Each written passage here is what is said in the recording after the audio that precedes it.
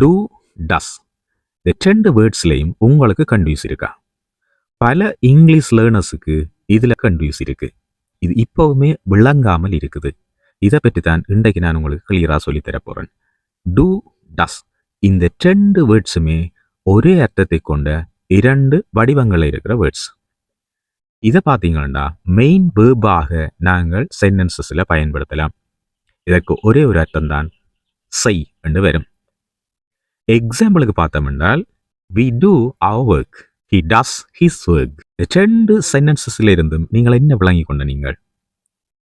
முதலாவது sentence we do our work.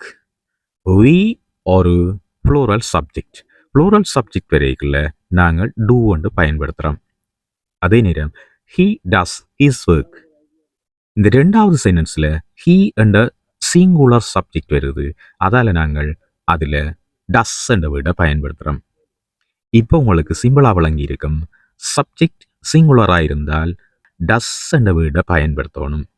அதே நேரம் சப்ஜெக்ட் ப்ளூரலாக இருந்தால் டூ என்ற வேர்டை பயன்படுத்தணும். எங்கே இந்த மாதிரி பயன்படுத்தணும் என்றால் சிம்பிள் ப்ரெசன்ட் டென்ஸில் மட்டும்தான். ஏனைய டென்சஸில் நீங்கள் இந்த ரூல்ஸை ஃபாலோ பண்ணக்கூடாது. சிம்பிள் ப்ரெசன்ட் டென்ஸில் மட்டும் சிங்குலர் சப்ஜெக்ட் வரைக்குள்ள டஸ் என்றும் ப்ளூரல் சப்ஜெக்ட் வரைக்குள்ள டூ என்றும் பயன்படுத்துங்க. ஏனைய இடங்களில் இந்த ரூல்ஸை ஃபாலோ பண்ண வேண்டாம். இங்கிலீஷில் அது ரூல்ஸ் இல்லை. 2 வேர்ட்ஸையும் நாங்கள் பயன்படுத்துகிற 2வது இடம் என்னென்னு பார்த்தீங்கன்னா, அதே சிம்பிள் ப்ரெசன்ட் டென்ஸில் ஒரு சென்டென்ஸை கொஷனாக மாற்றுறதுக்காக நாங்கள் இந்த 2 வேர்ட்ஸையும் பயன்படுத்துவோம்.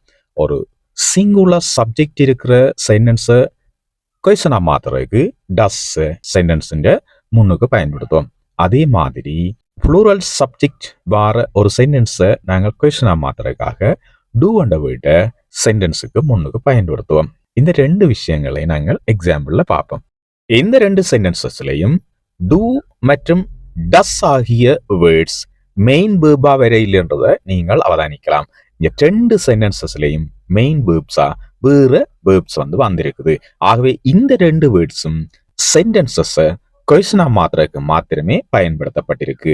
சிங்குலர் சப்ஜெக்ட் வர இடத்துல டஸ்ஸும் ப்ளூரல் சப்ஜெக்ட் வர இடத்துல டூவும் பயன்படுத்தப்பட்டு கேள்வியாக மாற்றப்பட்டிருக்கு.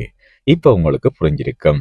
மீண்டும் ஒரு நல்ல காணொலியில இன்னும் நாங்கள் நிறைய விஷயங்களை இது சம்பந்தமா பேசுவோம். காணொலி பிடிச்சிருந்தா லைக் பண்ணுங்க. டாக் இங்கிலீஷ் வைஸ் சேனலை சப்ஸ்கிரைப் பண்ணி அந்த பெல் ஐக்கனை கிளிக் பண்ணி ஆல் அண்ட் ஆப்ஷனை கொடுத்து வைங்க. நான் பதிவிடக்கூடிய இந்த மாதிரியான நல்ல காணொலிகள் உங்களை உடனடியாக வந்து சேரும். மீண்டும் ஒரு நல்ல காணொலியோட உங்கள் எல்லாரையும் சந்திக்கிறேன். வணக்கம்.